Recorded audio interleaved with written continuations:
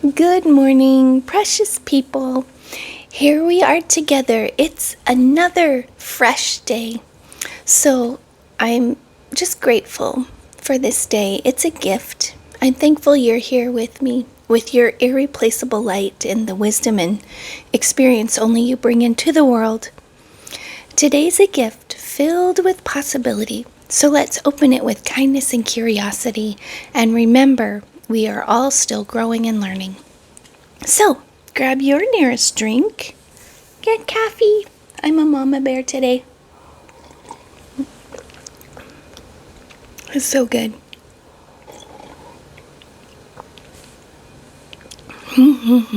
What a treat. And make sure you pair your coffee with water or something good for you. Like I have this kind of vitamin creatine drink. So yummy. Always treat yourself and then treat yourself. That's the rule. If you treat yourself with like something a little bit questionable, you're like, I don't know if this is actually good for me. Treat yourself with something so good. Like pair that, what do you call it? Like a strawberry shortcake. Pair the little biscuit, sweet biscuit with those fresh strawberries because you need the vitamins, right? And that whipped cream has protein in it, just so you know. All right, so let's just check in with ourselves. Take a deep breath before we start talking about our topic today. Okay, take a deep breath in with me.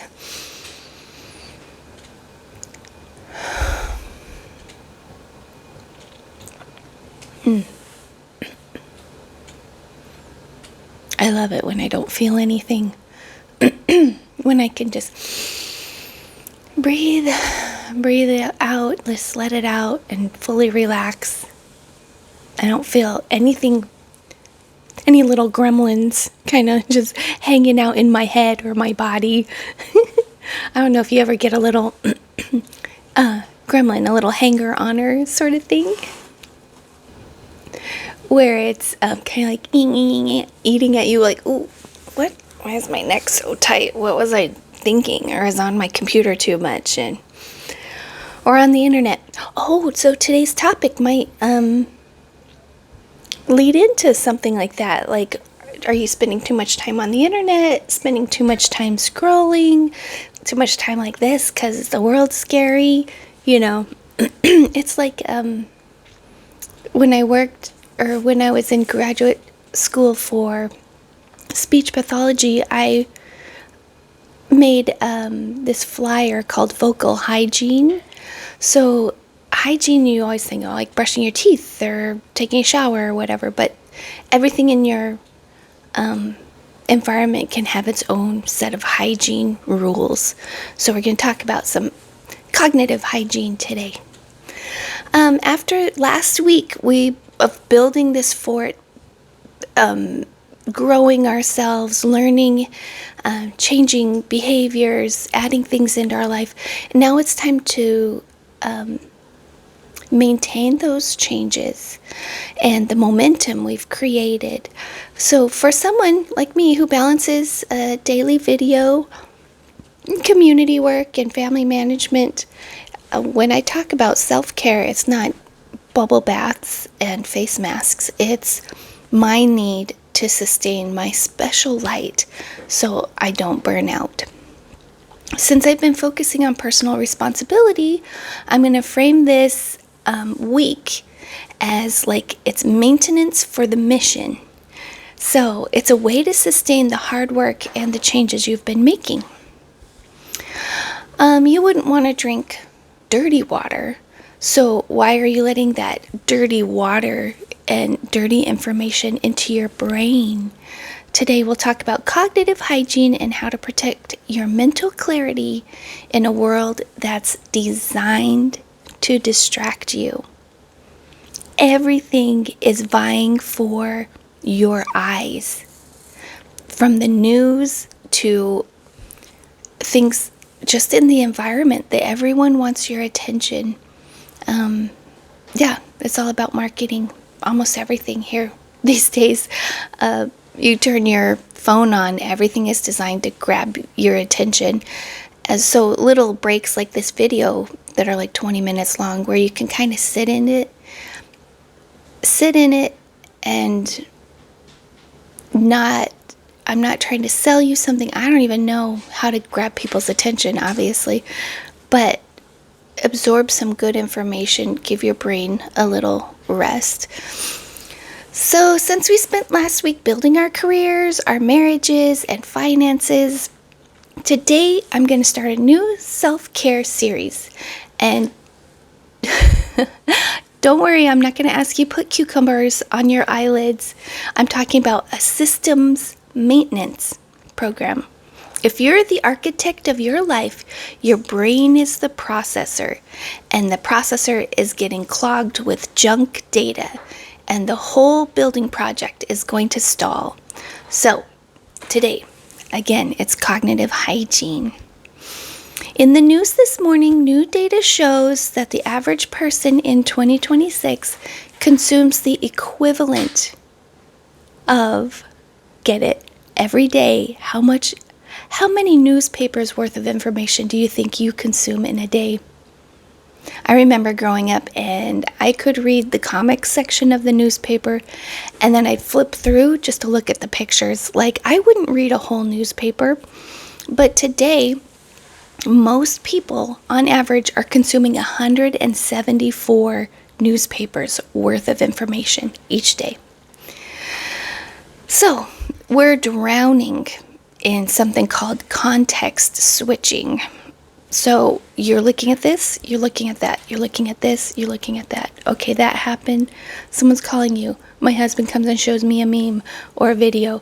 My son now is talking about what he needs from the grocery store. So it's like your brain's like switch, which is not healthy. I mean, it's not building the connections that you want to build in your brain.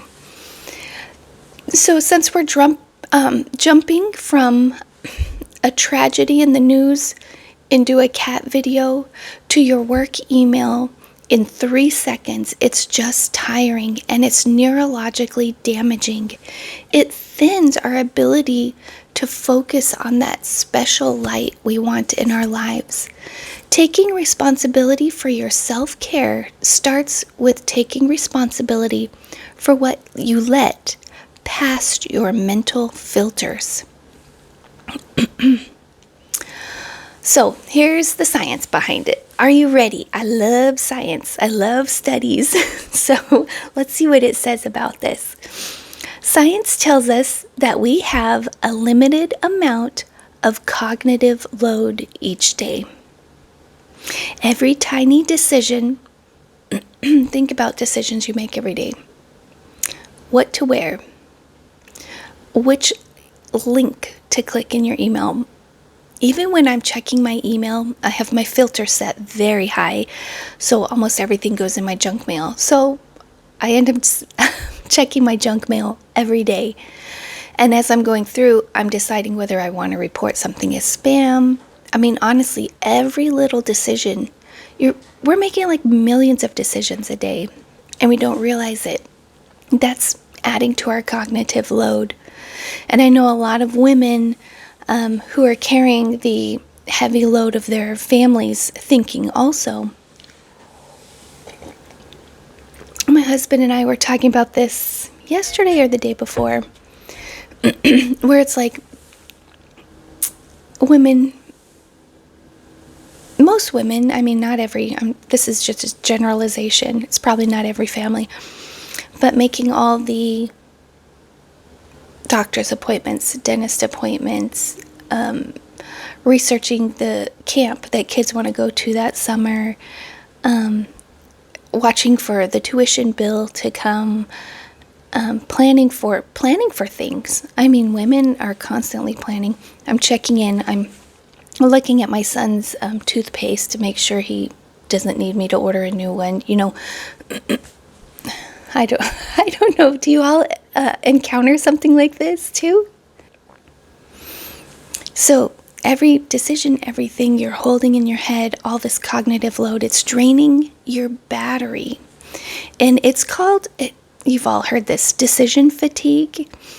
When the battery is low, we make poor choices. And so, I don't know if you remember last week, this tunnel vision people have, and they're in crisis mode. You're more likely to make poor decisions when you're in that drained state. By practicing cognitive hygiene, like turning off the non-essential notifications on your phone, or if you can somehow batch your emails, you preserve that energy for the things that actually need your attention and move the needle on things that you want to improve, things that you want to develop in your community, in your home, in yourself. When you finally get that mental load, what do you call it? Automatic bill pay. Or if you know you're always going to be paying your phone bill, like, your finances. And it used to be in my family, our finances were like, what bill do we pay this month? Nothing could be on automatic bill pay because of I have to figure out where the money's going to come from. But if you do have that situation where you can sign up for a bill pay, automatic bill pay service, try it out. See if it'll work for you. Take a little bit off of your mind. Now that I went through the science side of it, I want to tell you what the Bible says. It's not just about modern science. It's ancient wisdom that comes from the Bible.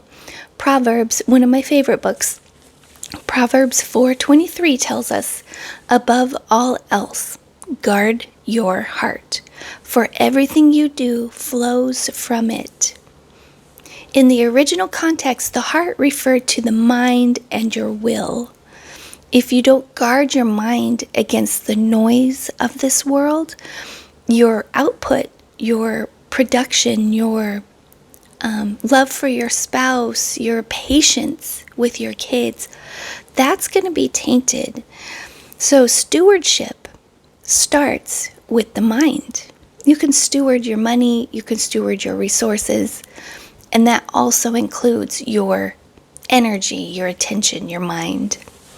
So, self-care is discipline, not a luxury.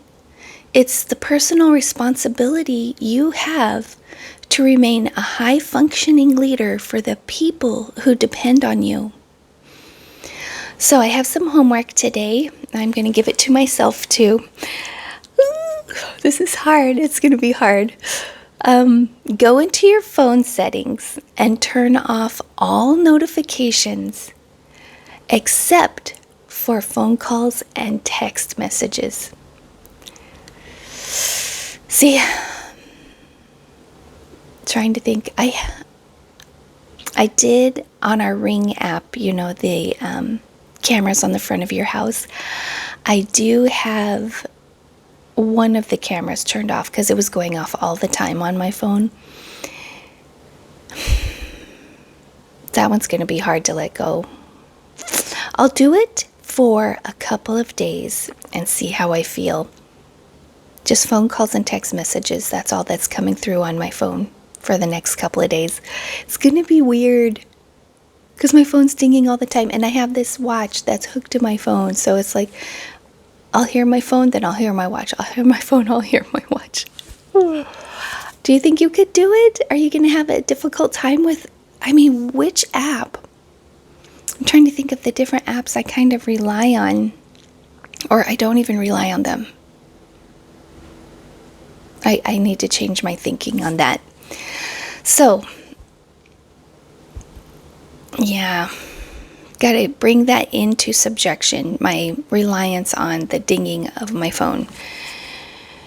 Because it divides your attention, and it's another decision. Like even looking at your phone, the notification, and deciding whether you're going to get in there, open it or not, that's another thing leading to your decision fatigue that day.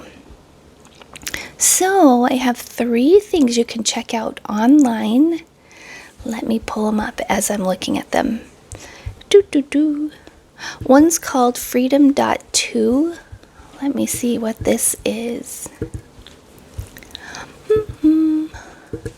Freedom.2.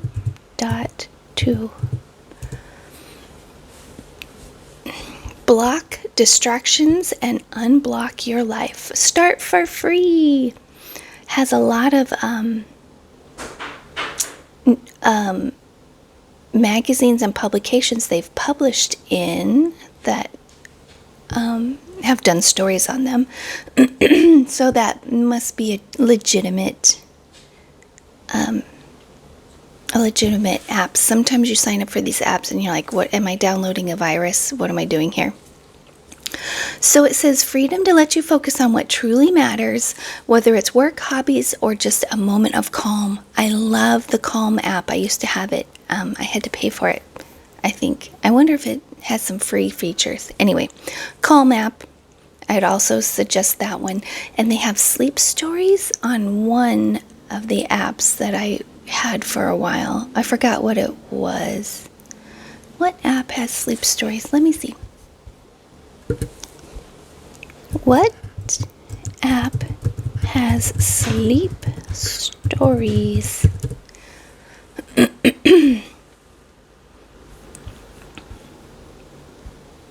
Oh, I think it was Headspace, and it's called a Sleepcast. And there was one called Moonbuggy, my favorite.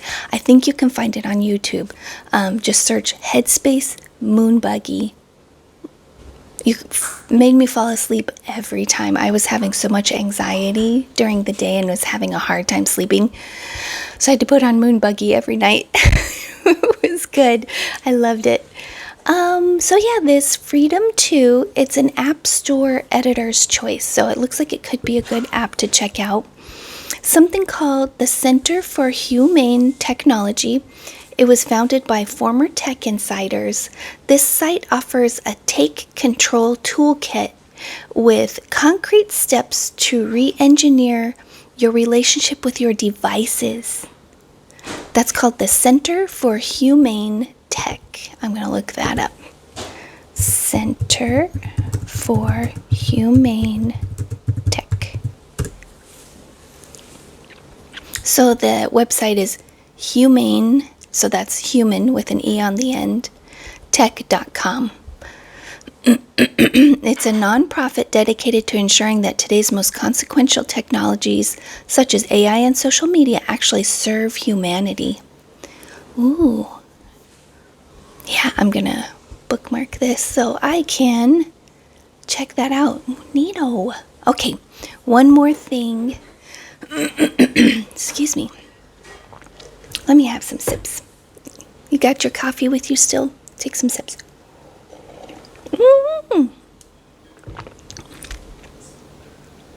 It's one of those things you just can block out everything in the world. Savor that yummy sip. There was something I was reading. Oh, it's like this mindfulness thing, being mindful. So now I've trained myself when I'm taking a sip, my brain's not anywhere else. I'm like experiencing the flavor, the temperature, the smell, the coffee cup in my hands, and it brings you into the moment. So have that mindful moment with your coffee. I love it. I love it. I do it every time now. I think you can see that in the videos where I'm like world peace right here in my cup is what it feels like. So there is one more app. It's called Insight Timer. It's a free app with thousands of guided meditations, but specifically look for the Digital Detox and the Focus series to help reset your brain after a long day of screen time. So, whenever I see something that talks about meditations, as a believer, as a Christian, I tend to take it with a grain of salt. The Bible tells us to meditate. Meditate on His Word. So when I'm doing this meditation, I have like a verse or something I want to feel and experience and recite to myself help reset your brain after a long day of screen time. So check that out. And if anything I talked about today sparked a thought, feel free to leave a comment, subscribe to my YouTube channel, because you'll keep getting this content so you can grow and become more of the wonderful person you are. And the world is better with your light in it. So I'll be here tomorrow. Until then, be present with your coffee every time you take a sip. Come into that moment. And remember, you're the Lord's precious ones. Bye.